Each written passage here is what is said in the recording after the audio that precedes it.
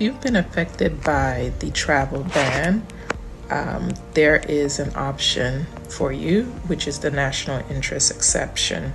So during the proclamation, we saw that within there, the president said, if your travel to the United States is of national interest, then you can be issued a visa.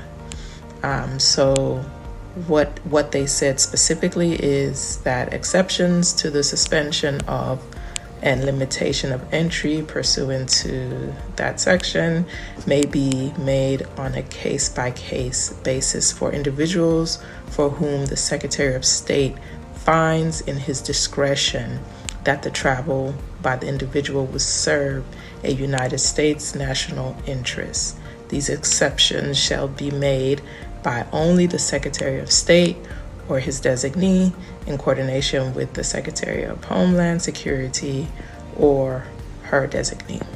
So if you're affected by the presidential proclamation with the travel bans, so that means if you submit your visa application and schedule an interview, but you may be found ineligible for the visa because of the travel ban, there is this exception, which is the national interest exception. So this is an actual law that they're using that you can override the travel ban and get a visa. So AILA made a congressional inquiry, and it was responded by the Department of State. And their response says, applicants seeking a national interest exception must first apply for a visa before the department can make a determination. We anticipate that national interest exceptions will be very rare.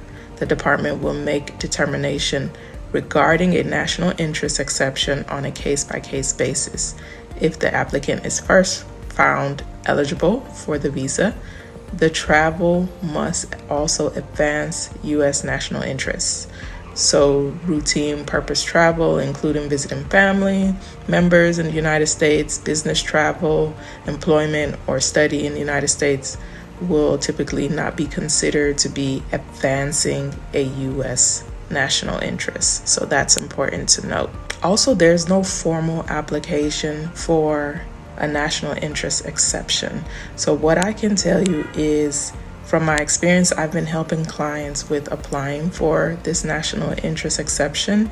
And lawyers, we have a specific way where we add a few things to your visa application.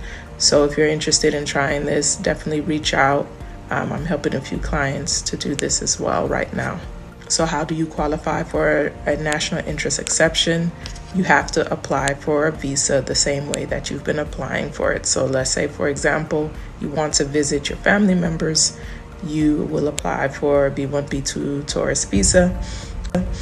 And then once you get in front of the consular officer, they will make that determination if this is in the national interest of the United States. But you need to be prepared to explain to the consular officer why you need the exception.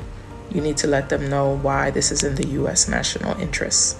So if you want to know what type of travel qualifies for the national interest exception, they're not saying there's a specific type that does not qualify or does qualify, but what they will do is review it on a case-by-case basis, and you have to make the case that what your travel is in the U.S. national interest.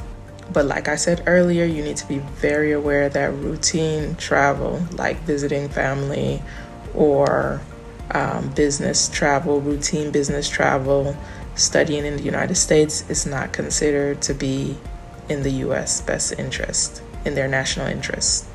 So if you want to learn more about this, reach out. Let's have a consultation. You can speak to me. Like I said, I'm helping a few clients right now who have reasons to be in the United States and want to try this exception.